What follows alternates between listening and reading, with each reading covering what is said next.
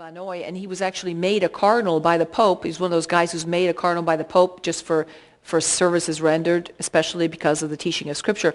And he wrote a wonderful study of the letter of Galatians. It's in Italian, and it's fabulous, all his insights. And he says, look at the tone of Paul in this letter and compare it to other letters. Other letters are, Paul, an apostle of Christ, to the saints of the church, and you all are so cool, and I love you, and I'm your father, and you're my children, and he goes through that whole thing. Here, he's like, Paul, an apostle, to the churches of Galatia. You know, you need to read through the lines, kind of say, in the collective church of Galatia is going, uh-oh, because it is not really like the tone that he uses with his other letters, okay?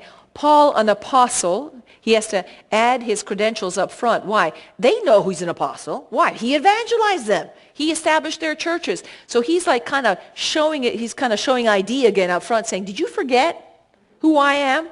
Did you forget what I taught you? Paul, an apostle, not from men, nor through man, but through Jesus Christ and God the Father who raised him from the dead. And all the brethren who are with me to the churches of Galatia.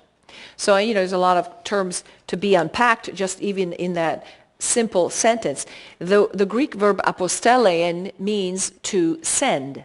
So that an apostle is someone, according to that verb, who is being sent. He's an emissary, he's a representative, he's an ambassador.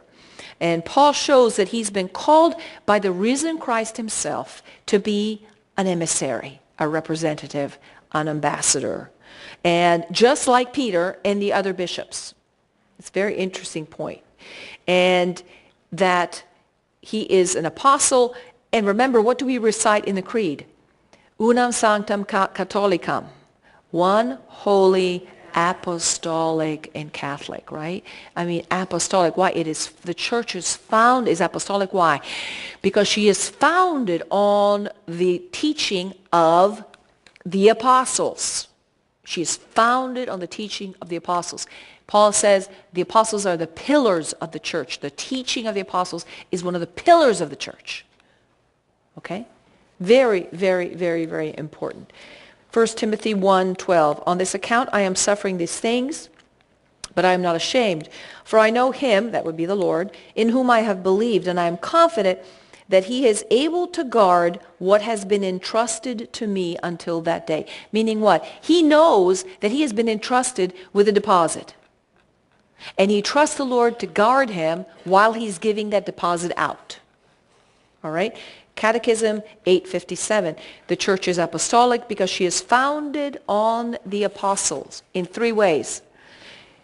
She remains built on the foundation of the apostles because they are the witnesses chosen and sent by Jesus. Do you all remember that picture I gave you all of apostolic succession? And I said, just put your little glasses on of, you know, your little Palestine, Israel glasses if you've been there. Imagine the landscape and imagine Jesus with his friends going from town to town. And they're a band of apostles, and they have people contributing, you know, people going out to buy sandwiches or whatever, firewood, whatever, and they meet at night over the firewood, you know what I'm saying? Or if they're in a town, they go in and they receive hospitality, etc. And all the while, the apostles or the friends of Jesus are looking at him. You know, they're following him. They're not only following what he says, they're following what he does, right?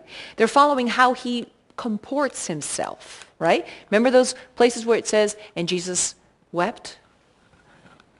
He didn't speak, did he? But he wept. And Jesus wrote in the ground, the adulterer. I mean, it's the entirety of what Jesus not only said, but what he did, how he acted, and all the things that he did. So it's the entirety of Jesus' 3 years of public mission, which is entrusted to all the guys who were there hanging out with him by the campfire, getting one word out of every 10 that he spoke at the time. All right? But then the entirety of this receiving Jesus is what the apostles carry with them. So it's not only the written word, because there was no written word by then. There's no written word until, you know, whenever you want to date the first writing of the letters of either it's Paul or one of the Gospels. There's no written word yet. So what are we talking about? Oral tradition. We're talking about the sacred tradition that was transmitted to the apostles. So those guys who, by then, obviously we're not calling themselves the apostles, okay? They weren't saying, hi, I'm the apostle Peter, how are you, you know? They were saying, they were talmidim, if anything. In the Hebrew, talmidim means disciples. So those disciples, those followers of the rabbi, of the master, in the Jewish model, would have said, yeah, do you remember that time when we were on the campfire and he said this?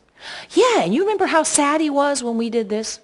And do you remember his face when James and John's mother came up to him and said, can you please, you know, advance my boys, one on your right? And do you remember, you know, that is the entirety of tradition, which eventually gets reduced to writing partially in the New Testament, but continues on also in the person of the apostles. So